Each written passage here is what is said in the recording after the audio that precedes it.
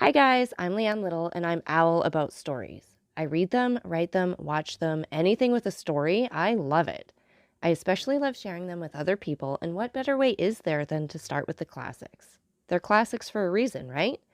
They're amazing stories and absolutely timeless. Don't forget to hit up all those fancy buttons like, subscribe, follow, share, whatever you need to do. But most importantly, don't be afraid to reach out. I would love to connect with you, so feel free to leave any comments as you'd like, or you can even follow me over on my Buy Me a Coffee page, leannelittle.com, to message directly. So let's continue on with The Count of Monte Cristo by Alexandre Dumas. Chapter 62. Ghosts. At first sight, the exterior of the house at Auteuil gave no indications of splendor. Nothing one would expect from the destined residence of the magnificent Count of Monte Cristo. But this simplicity was according to the will of its master, who positively ordered nothing to be altered outside. The splendor was within. Indeed, almost before the door opened, the scene changed. Monsieur Bertuccio had outdone himself in the taste displayed in furnishing, and in the rapidity in which it was executed. It is told that the Duc d'Antin removed in a single night a whole avenue of trees that annoyed Louis. In 3 days, Monsieur Bertuccio planted an entirely bare court with poplars, large spreading sycamores to shade the different parts of the house, and in the foreground, instead of the usual paving stones, half hidden by the grass, there extended a lawn, but that morning laid down, and upon which the water was yet glistening. For the rest, the orders had been issued by the Count. He himself had given a plan to Bertuccio, marking the spot where each tree was to be planted, and the shape and extent of the lawn which was to take the place of the paving stones. Thus the house had become unrecognizable, and Bertuccio himself declared that he scarcely knew it, encircled as it was by the framework of trees. The overseer would not have objected, while he was about it, to have made some improvements in the garden, but the Count had positively forbidden it to be touched. Bertuccio made amends, however, by loading the antechambers, staircases, and mantelpieces with flowers. What above all manifested the shrewdness of the steward, and the profound science of the master, the one in carrying out the ideas of the other, was that this house, which appeared only the night before so sad and gloomy, impregnated with that sickly smell one can almost fancy to be the smell of time, had in a single day acquired the aspect of life, was scented with his master's favorite perfumes, and had the very light regulated according to his wish. When the Count arrived, he had under his touch his books and arms. His eyes rested upon his favorite pictures. His dogs, whose caresses he loved, welcomed him in the antechamber. The birds, whose songs delighted him, cheered him with their music. And the house, awakened from its long sleep like the sleeping beauty in the wood, lived, sang, and bloomed like the houses we have long cherished, and in which, when we are forced to leave them, we leave a part of our souls. The servants passed gaily along the fine courtyard, some belonging to the kitchens, gliding down the stairs, restored but the previous day, as if they had always inhabited the house. Others filling the coach-houses, where the equipage, encased and numbered, appeared to have been installed for the last 50 years. And in the stables the horses replied with neighs to the grooms, who spoke to them with much more respect than many servants pay their masters. The library was divided into 2 parts on either side of the wall, and contained upwards of 2,000 volumes. One division was entirely devoted to novels, and even the volume which had been published but the day before was to be seen in its place, in all the dignity of its red and gold binding.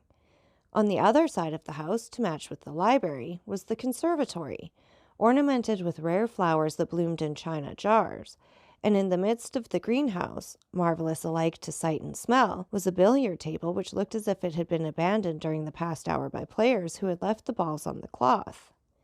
One chamber alone had been respected by the magnificent Bertuccio. Before this room, to which you could ascend by the grand and go out by the back staircase, the servants passed with curiosity, and Bertuccio with terror. At 5 o'clock precisely, the Count arrived before the house at Auteuil, followed by Ali. Bertuccio was awaiting this arrival with impatience, mingled with uneasiness. He hoped for some compliments, while, at the same time, he feared to have frowns.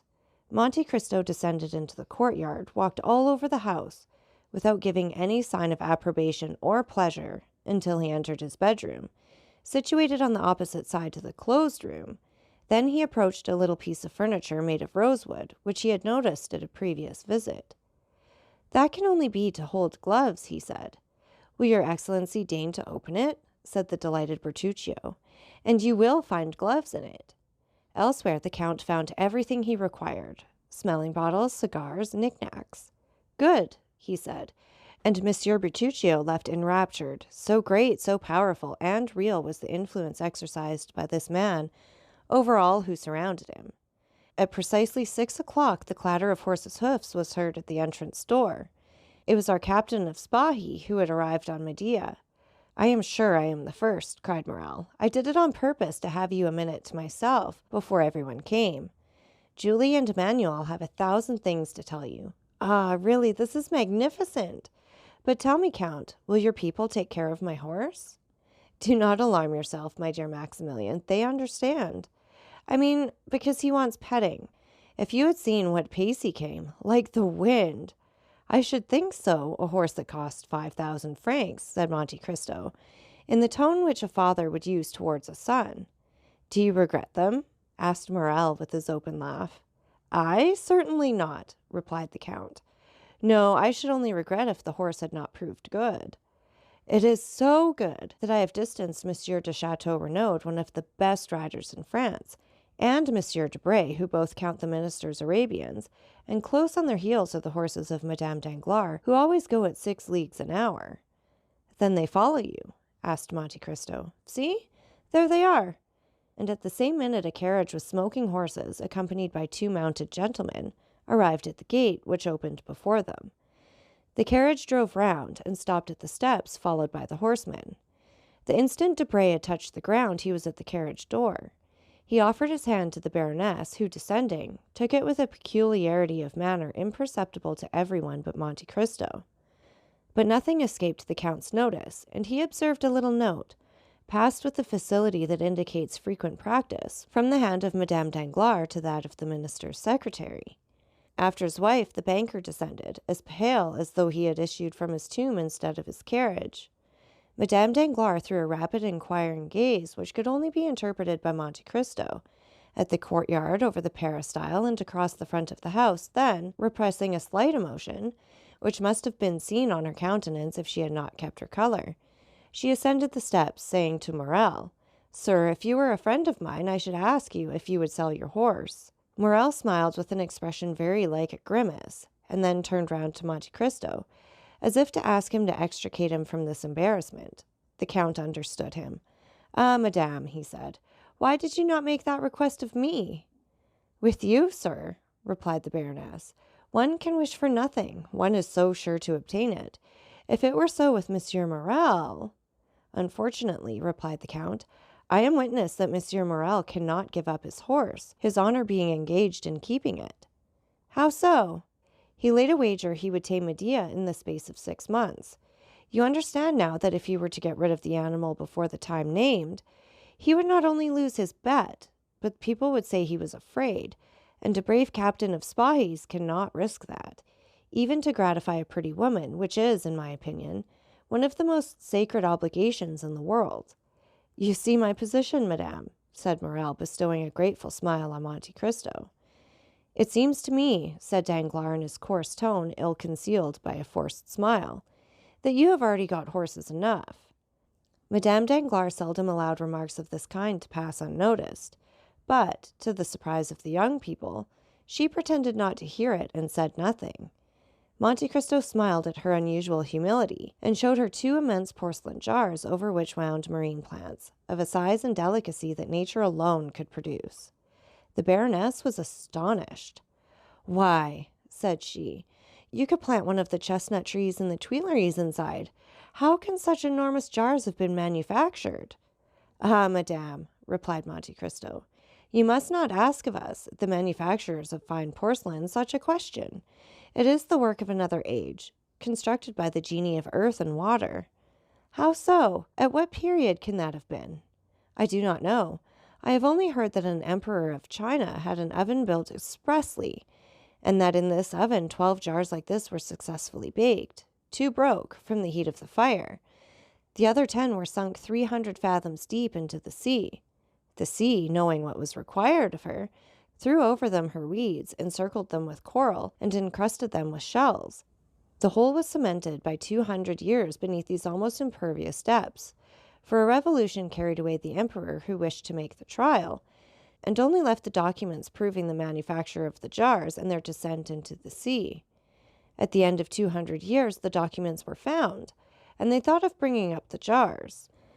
Divers descended in machines, made expressly on the discovery, into the bay where they were thrown, but of 10, 3 only remained, the rest having been broken by the waves.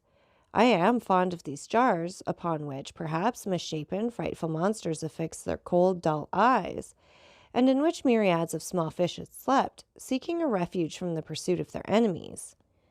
Meanwhile, Danglars, who had cared little for curiosities, was mechanically tearing off the blossoms of a splendid orange tree one after another. When he had finished with the orange tree, he began at the cactus, but this, not being so easily plucked as the orange tree, pricked him dreadfully.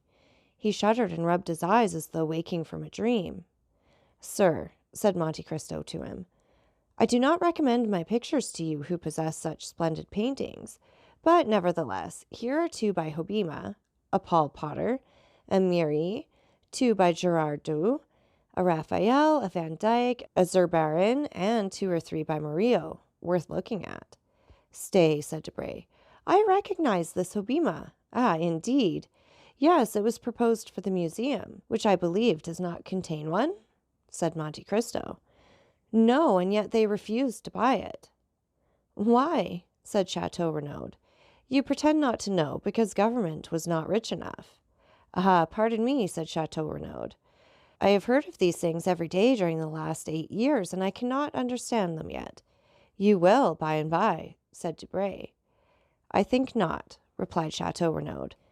"Major Bartolomeo Cavalcanti and Count Andrea Cavalcanti," announced Baptistin. A black satin stock fresh from the maker's hands, gray mustaches, a bold eye, a major's uniform ornamented with 3 medals and 5 crosses. In fact, the thorough bearing of an old soldier. Such was the appearance of Major Bartolomeo Cavalcanti, that tender father with whom we are already acquainted. Close to him, dressed in entirely new clothes, advanced smiling Count Andrea Cavalcanti, the dutiful son, whom we also know. The 3 young people were talking together. On the entrance of the newcomers, their eyes glanced from father to son, then, naturally enough, rested on the latter, whom they began criticizing. "Cavalcanti," said Debray. "A fine name," said Morrel. "Yes," said Chateau Renaud. "These Italians are well named and badly dressed." "You are fastidious, Chateau Renaud," replied Debray. "Those clothes are well cut and quite new." "That is just what I find fault with. That gentleman appears to be well dressed for the first time in his life." "Who are those gentlemen?" asked Danglars of Monte Cristo. "You heard, Cavalcanti. That tells me their name and nothing else. Ah, true. You do not know the Italian nobility. The Cavalcanti are all descended from princes." "Have they any fortune?" "An enormous one." "What do they do?" "Try to spend it all. They have some business with you, I think, from what they told me the day before yesterday. I, indeed, invited them here today on your account. I will introduce you to them." "But they appear to speak French with a very pure accent," said Danglars. "The son has been educated in a college in the south, I believe near Marseille. You will find him quite enthusiastic." "Upon what subject?" asked Madame Danglars. "The French ladies, madame. He has made up his mind to take a wife from Paris." "A fine idea, that of his," said Danglars, shrugging his shoulders. Madame Danglars looked at her husband with an expression which, at any other time, would have indicated a storm, but for the second time she controlled herself. "The baron appears thoughtful today," said Monte Cristo to her. "Are they going to put him in the ministry?" "Not yet, I think. More likely he has been speculating on the bourse, and has lost money." "Monsieur and Madame de Villefort," cried Baptistin. They entered. Monsieur de Villefort, notwithstanding his self-control, was visibly affected, and when Monte Cristo touched his hand, he felt it tremble. "Certainly, women alone know how to dissimulate," said Monte Cristo to himself, glancing at Madame Danglars, who was smiling on the procureur and embracing his wife. After a short time, the count saw Bertuccio, who, until then, had been occupied on the other side of the house, glide into an adjoining room. He went to him. "What do you want, Monsieur Bertuccio?" said he. "Your Excellency has not stated the number of guests." Ah, true. How many covers? Count for yourself. Is everyone here, Your Excellency? Yes. Bertuccio glanced through the door, which was ajar. The Count watched him. Good heavens, he exclaimed. What is the matter? Said the Count. That woman, that woman! Which? The one with the white dress and so many diamonds, the fair one. Madame Danglars? I do not know her name, but it is she, sir. It is she. Whom do you mean? The woman of the garden. She that was anciente. She who was walking while she waited for... Bertuccio stood at the open door with his eyes starting and his hair on end. Waiting for whom? Bertuccio, without answering, pointed to Villefort with something of the gesture Macbeth uses to point out Banquo. Oh, he at length muttered. Do you see? What? Who? Him. Him? Monsieur de Villefort, the king's attorney? Certainly, I see him. Then I did not kill him? Really, I think you are going mad, good Bertuccio, said the Count. Then he is not dead? No, you see plainly he is not dead. Instead of striking between the 6th and 7th ribs, as your countrymen do, you must have struck higher or lower, and life is very tenacious in these lawyers.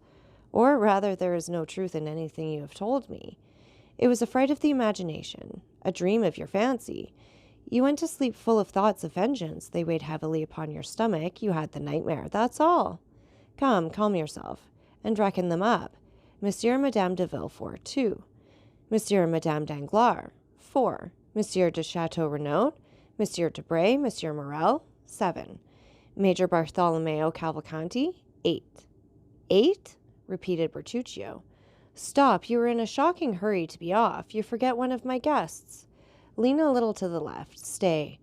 Look at Monsieur Andrea Cavalcanti, the young man in the black coat, looking at Murillo's Madonna. Now he is turning. This time Bertuccio would have uttered an exclamation had not a look from Monte Cristo silenced him. Benedetto? He muttered. Fatality. 6:30 is just struck, Monsieur Bertuccio, said the Count severely. I ordered dinner at that hour, and I do not like to wait. And he returned to his guests, while Bertuccio, leaning against the wall, succeeded in reaching the dining room. 5 minutes afterwards, the doors of the drawing room were thrown open, and Bertuccio, appearing, said, with a violent effort, The dinner waits. The Count of Monte Cristo offered his arm to Madame de Villefort. Monsieur de Villefort, he said, will you conduct the Baroness Danglars? Villefort complied, and they passed on to the dining room. So that's it for this chapter. And again, take a minute to like, subscribe, and share. And don't forget that I love hearing from all of you. So please leave any comments you'd like, or you can follow me over on my Buy Me a Coffee page, leannelittle.com. That's LIANELITTLE.com. And thank you so much for listening. Remember, it's Owl about the story. Have a great day.